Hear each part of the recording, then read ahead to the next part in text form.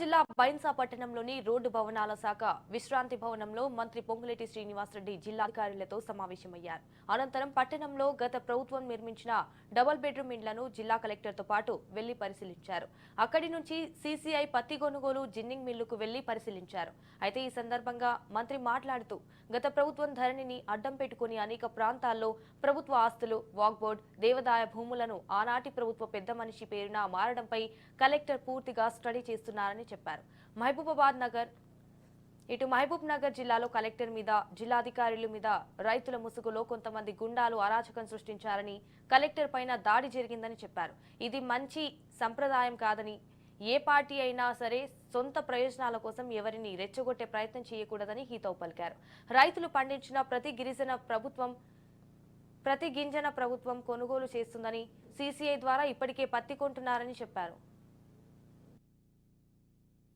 ఆనాటి ప్రభుత్వం తీసుకున్న నిర్ణయంతో అనేక మంది భూములున్న ఆసాములు ఇబ్బంది పడటంతో పాటు ధరణిని అడ్డం పెట్టుకొని అనేక ప్రాంతాలలో ప్రభుత్వానికి సంబంధించిన ఆస్తులు, వక్ఫ్ బోర్డు, దేవాదాయ భూములు, అదే రకంగా అనేక ప్రభుత్వ వ్యవస్థలకు సంబంధించిన సంస్థలకు సంబంధించిన భూములను ఆనాటి ప్రభుత్వ పెద్దలు కొంతమంది వారి పేరుకి ట్రాన్స్ఫర్ చేసుకున్న దాంట్లో కొన్ని గౌరవ కలెక్టర్ గారు ఇప్పటికే ఐడెంటిఫికేషన్ చేసి వాటిని ఇన్ డెప్త్ గా స్టడీ చేస్తున్నారు. అదే విధంగా ఈ రాష్ట్ర ప్రభుత్వం ప్రతిష్టాత్మకంగా ఏదైతే ఇందిరమ్మ ఇల్లు అంటేనే ఇందిరమ్మ రాజ్యం, ఇందిరమ్మ రాజ్యం అంటేనే ఇందిరమ్మ ఇల్లు, గడిచిన 10 సంవత్సరాలలో పేదోడి చిరు కోరిక ఒక సొంత ఇల్లు ఆనాటి ప్రభుత్వంలో అది నెరవేరలేదు. ఆనాడు ఏదైతే ప్రతి పేదవాడికి ఇల్లు ఇస్తానని చెప్పి ఆర్భాటంగా రాష్ట్ర వ్యాప్తంగా 1,52,000 ఇళ్లకి టెండర్లు పిలిచి సుమారు 90,000 చిల్లరు వివిధ స్థాయిల్లో ఇళ్లుంటే ఆ బ్యాలెన్స్ కంప్లీటెడ్ ఇళ్లని కంప్లీట్ చేయాల్సిన